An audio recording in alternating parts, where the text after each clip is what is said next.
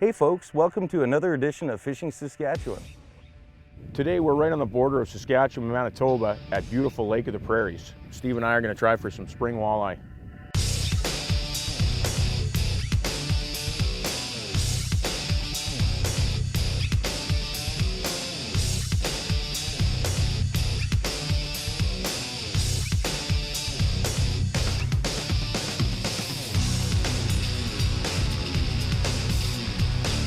You're watching Fishing Saskatchewan, brought to you in part by The Fishing Hole, North Sask Farm Equipment, and Alumacraft.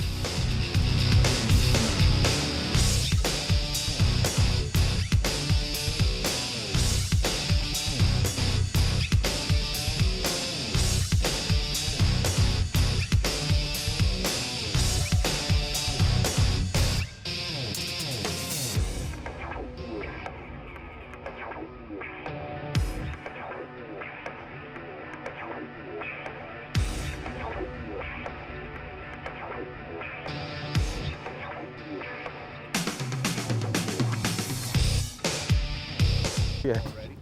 Is that a tube? Walleye. Now, Not. this is one of those situations that you hope happens, but you're just never sure that it will happen. But how long was that bait in the water? Oh, we were just getting ready to start trolling. Here, swing him over here. There we go.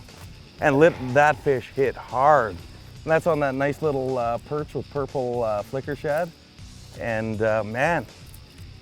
That's, grabbing those pliers there. Absolutely. Pop this out. Yeah, there we go. Oh, you got it? Yeah. Yeah, but I mean, that's, our camera guy wasn't even ready. I mean, we were just getting ready to pull out and get started, and you were just kind of chucking bait. I didn't even have my line in the water yet. And bang. Awesome. And That's the start we were looking for. Looks like we're going to be in for a pretty good day. That's not bad. Yeah. Nice. Good stuff, man. Right on. Okay, let's try and get fishing here. Yeah.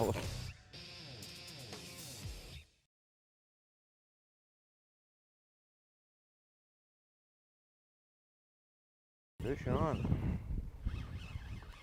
Right off this point we were looking at. Yeah, just at the ledge there, Smitty. Another little walleye. Yeah, nice. Nicely done. Give her a quick release.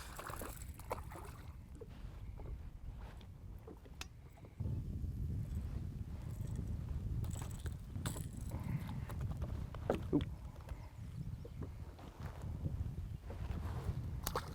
And off she goes. Yeah, and off she goes. Well, that's good stuff. So that's the second one in that 8 to 10, hey?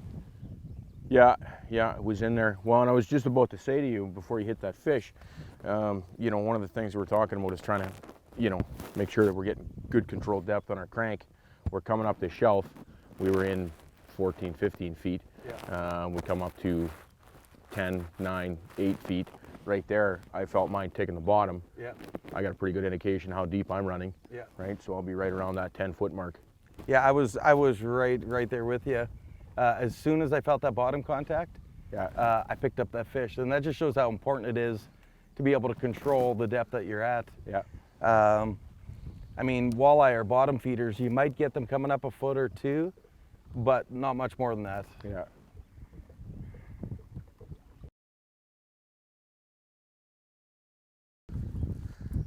Finally, the old faithful comes through.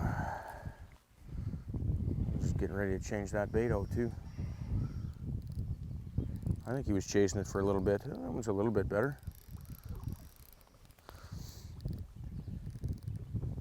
I grab the net there, Steve.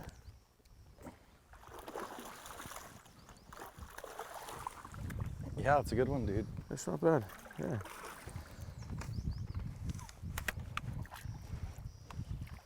Beauty. Okay, steady, steady.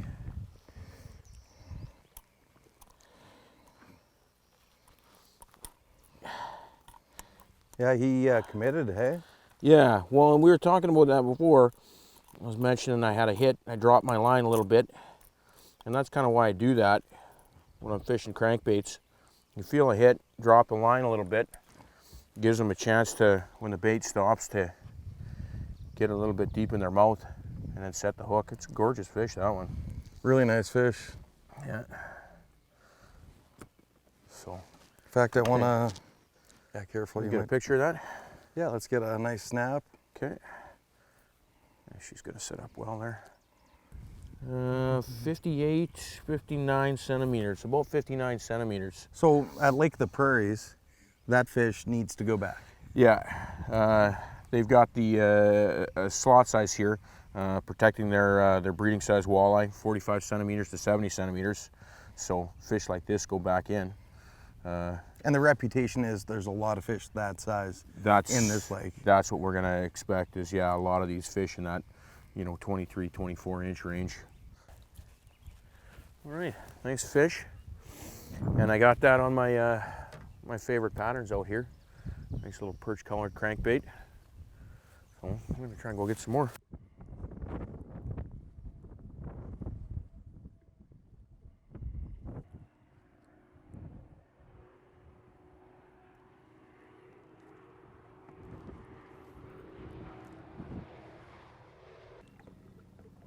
That was a smack.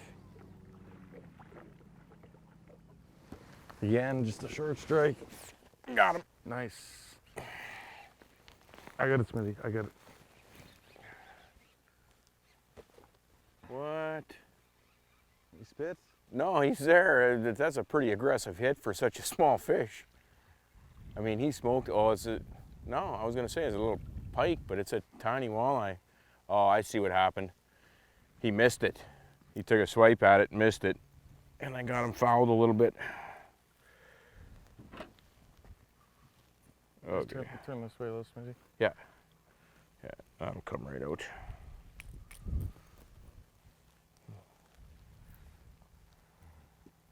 But just a little guy. I couldn't believe that. I just that was a it. pretty aggressive. Yeah. I was expecting a little bit more than that, but all right. Yeah. Another little guy, back he goes. Okay, well, we're getting into that area where we picked up a few this morning, so There we go. maybe things are going to turn on here. Yeah, you never know. We can get a few more. Today's ice anglers need to be efficient, and HT offers a huge selection of premium ice tackle designed to meet virtually every application. Whether you fish bluegills, crappie, perch, stocked trout, whitefish, walleyes, pike, or lake trout, HT has what it takes to make you consistently successful. Nothing beats ice fishing. Nothing. Hey folks, our boat is a big investment, and when you travel as much as we do, you've got to protect that investment. That's why we've got the Trailer Tux Rock Guard. Protects our paint job, protects the boat, manufactured right here in Saskatchewan. If you got a boat at all, you spent some money on it, get yourself one of these and help keep your boat looking new. So Smitty, today we're fishing a designated border water. So what exactly does that mean? Well, and we've done this a couple of times before. Lake Athapapaskow, Kamachawi Lake up at Slim's Cabins, those are both border waters. The biggest thing is, the advantage for us is we can fish it with either a Saskatchewan or a Manitoba license. So we've already got our Saskatchewan fishing license this year. We're good to fish on this specific lake. That's right. So now generally on these type of waters, whichever regulations are the strictest are usually the ones that are for the whole lake. So in this case, Manitoba, you have to follow Manitoba fishing regulations. Yeah, for this one specific, and always check your angling guide, for the folks at home, always check your angling guide to find out lake-specific regulations, not necessarily just on a border water, but border waters are especially ones that you got to pay attention to just because you're not sure which province's regulations are going to be. That's right. So here, you've got a 45 centimeter to 70 centimeter slot for walleye. Yeah. All pike over 70 centimeters have to be released. 4 fish limit. 4 fish walleye limit, yeah. Mandatory barbless. Now that's for the whole province of Manitoba, but the big difference between mandatory barbless here and mandatory barbless in Saskatchewan is you're not even allowed to have a barbed hook tied to your fishing line at any time. No, you're allowed to carry them in your tackle box barbed, but here in Manitoba, once you tie it to your line, whether it's in the water or not, if you got a spare rod, like we've got spare rod sitting right here, as soon as you tie that on, you've got to pinch that barb. Right, so a bonus, something that we're not allowed to do in Saskatchewan, but we can do here with our license on this lake, is use live minnows. Yeah, well, and that's another Manitoba-specific regulation, and you know, they've got all manner of live baits, you know, allowed here in Manitoba, so we get the advantage of that too. Yeah. Right on. So that's the main difference. Yeah, just pay attention to your angling guide and your lake-specific regulations, regardless of where you are.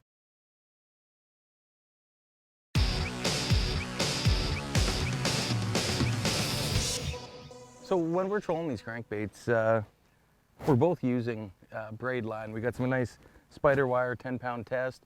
You've got a fluoro braid, I've got a standard braid.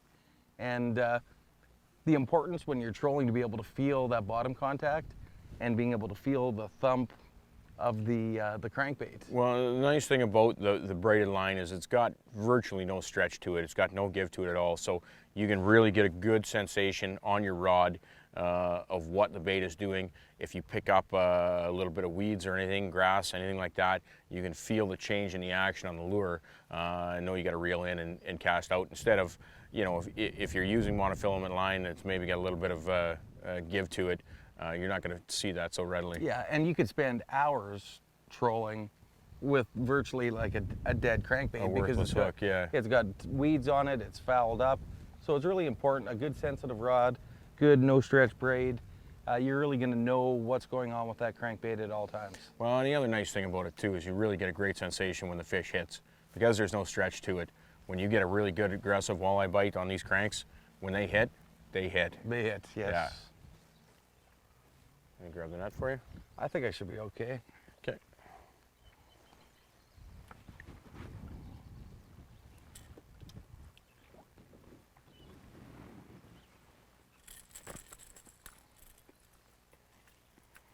So they're here in that depth, but yeah. Nice barbless hook come out. You gonna put that one on the stick? Guess not. Oh! Well, at least we saw him. Oh, just a little guy. Not too bad.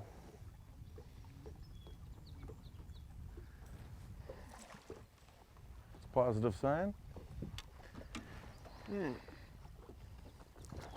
Oh, and off he goes. Nice work. Barb hooks and come right out. It was a really, really weird strike. Feels like it has a little weight to her.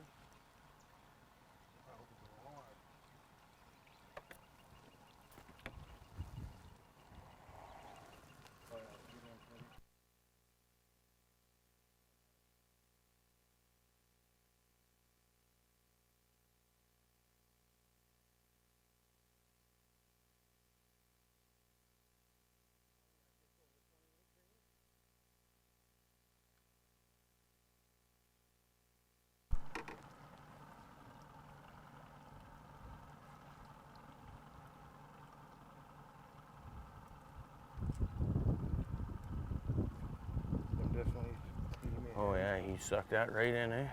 I'll hold the hook. You want to pull the net away? There we go. You take this one off the net. Can you see where that's going? Yeah. There's the one hook off. And There's the other. there you go.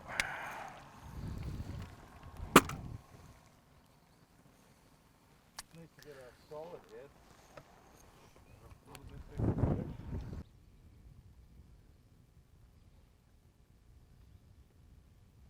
That's a little nice one, I think. It's a little nicer than the sausage ones we had gotten earlier.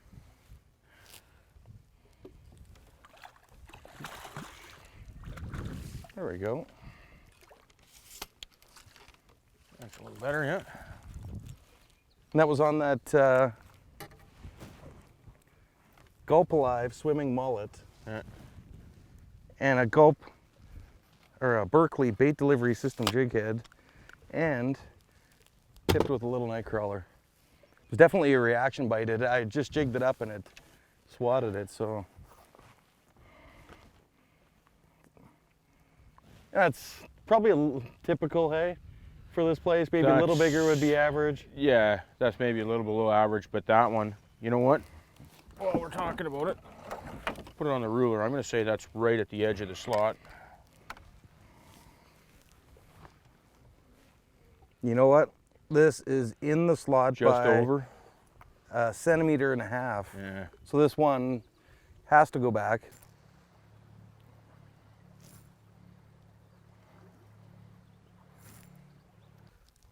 Maybe a little bit bigger than I thought. I don't know. No. Decent size, yeah. 18, 20. Yeah, it'll be in that 18-inch range yet. There we go. Nice. Good stuff. Nice little healthy fish again. Yeah. Okay. That's off. Beauty fish. Not bad. Oh, it's out. 21 on the nose.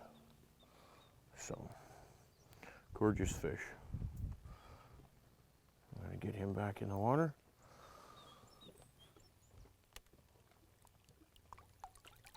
All right. Not a bad fish. Seemed like it was giving me a little bit more of a run.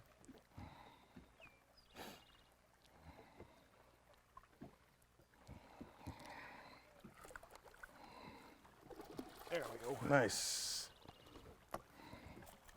That was an aggressive take. Yeah? Yeah, you betcha. Which is a great sign. Yeah.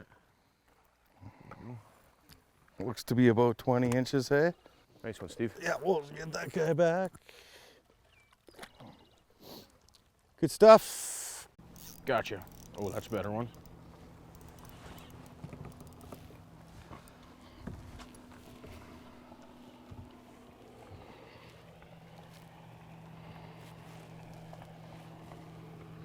Point that motor out there, Steve. Yeah, I'm getting it out. Just trying to get you straightened out so the bow comes around. Ooh.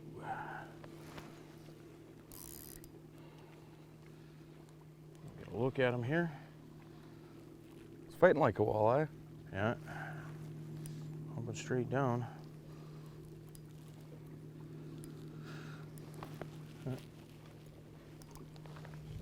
I can handle the motor here. Okay. I don't want to keep him out of it though. Yeah. There he is. Ah, that's a good one. Yeah, that's decent. Not bad. Nice fish, buddy. All right. There we go. That's a little better. Bet you that guy pushes 24. Look at that corner of the mouth. I got a tape right back here, Smitty, for you. Okay. There you go. That's a beauty. Nice fish. Good, healthy looking, like the fins aren't broken up. Yeah. Like that's what you would want a healthy walleye to look like. Yeah, looks like she's done spawning already. That would have been before spawn. 2 extra pounds in Oh, that for fish. sure. Yeah, she'd be way fatter. You can see how slim she is. Getting her feedback on. You want to take a picture of that for me, Steve? Yeah.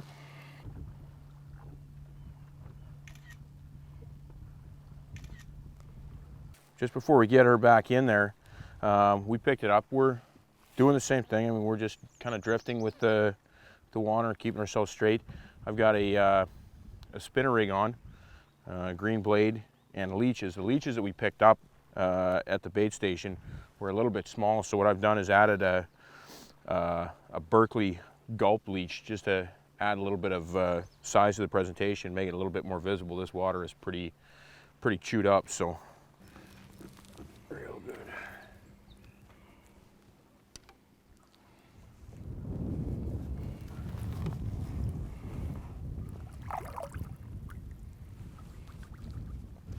Nice, good stuff.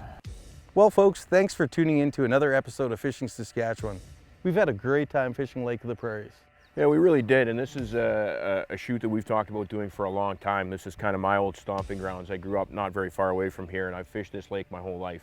Yeah, and you know, we got lots of walleye, we got lots of different sizes, and we got some really nice fish. Yeah, and that's the walleye fishery here at Lake of the Prairies is kind of what they're known for. Really great population, well known as a numbers fishery, and we were able to pick them up on crankbaits, which you wouldn't probably do early in the spring a lot of places. We got them on a variety of different bait presentations as well. Absolutely. And we'd also like to thank Dropmore Villas in Dropmore for providing great accommodations. Absolutely, a big thank you to Laurel and Kelly for putting us up for the weekend. Gorgeous cabins and 2 minutes from the lake. Absolutely. Well, folks, until next time, we'll see you on the water.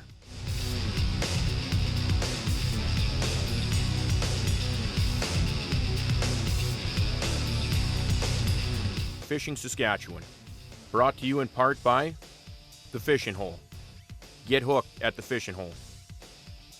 North Sask Farm Equipment, Highway 16 North Battleford. Come see us for all your recreational and agricultural needs. And Alumacraft, built by fishermen for fishermen.